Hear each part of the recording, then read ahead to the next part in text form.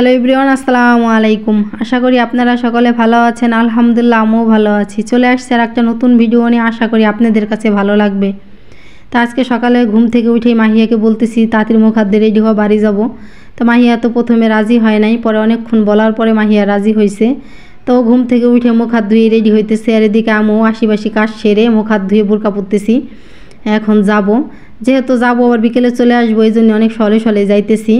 আর এত সলে কিন্তু কিছুই খাওয়া দাওয়া করিনি এখনও, আর এত সলে কিন্তু খিদাও লাগে নাই, কি খাবো।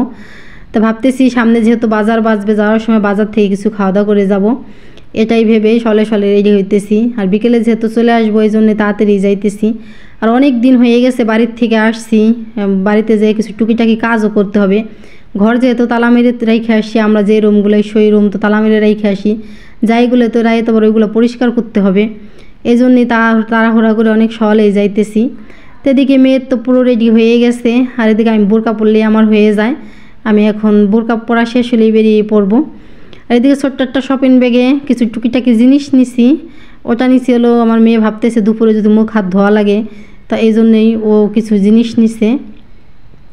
আর গামছাটাও কিন্তু আমার মেয়ে নিয়ে যেতেছে, তার ভিতরে আমি আমার শালটা দিয়ে দিলাম। যদি আমার শীত লাগে তখন এই শালটা আমি গায়ে দেবো, আর এই জন্যই নিয়ে গেলাম। লাগুক বা না লাগুক শীতের দিন সাথে নিয়ে যাওয়া ভালো, এই জন্য নিলাম।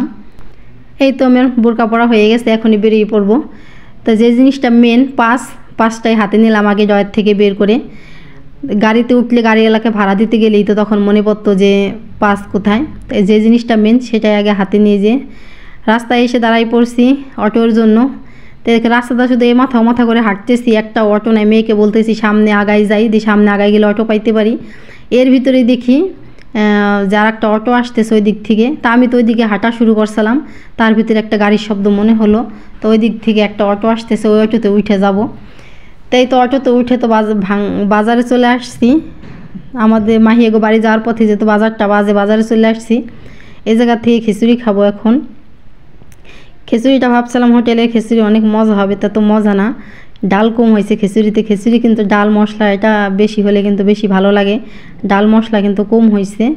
তো এখানে বসছি, শুনছি যে কাচ্চি আছে আর হলো তিহারি আর খিচুড়ি। তাই মাংস দিয়ে খিচুড়ি খাইতেছি, কিন্তু মাংসটা খিচুড়ির সাথে রান্না করে নাই, আলাদা রান্না করছে। তো যাই হোক, রিজিকে যা আছে তাই খাইতেছি, এটাই আলহামদুলিল্লাহ। তো সকাল থেকে এই জায়গা থেকে খিচুড়ি খাওয়া দাওয়া করে পরে আমাদের তো খাওয়া দাওয়া করা হয়ে গেছে। তারপরে এসে আর একটা অটো ধরছি, এক অটো ধরে বাজারে আসছি। সেই বাজার থেকে খাওয়া দাওয়া করে আর এক অটো ধরছি, আর এক অটো ধরে এখন যাইতেছি মাহিয়াদের বাড়িতে। আর এটা হচ্ছে বাজার পার হওয়ার সময় একটা ব্রিজ বাজে, সেই ব্রিজ এর উপর দিয়ে আসলাম। আর বাড়ি এসে কেসি গেট খুলে ঘরের ভিতরে ঢুকছি। ভিতরে যত লাইট কিচ্ছু জ্বালানো নাই, আর কারেন্ট নাই, লাইট জ্বালাবো কি, অন্ধকার। তাড়াতাড়ি করে জানলা খুলতেছি।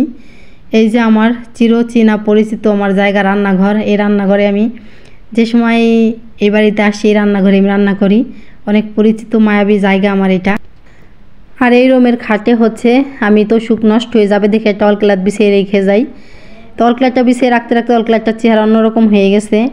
আর বাড়ি আসলাম, কি করলাম না করলাম সব থাকবে পরের ভিডিওতে। তা ভিডিও আরও বেশি বড় করব না, আমি এই পর্যন্তই।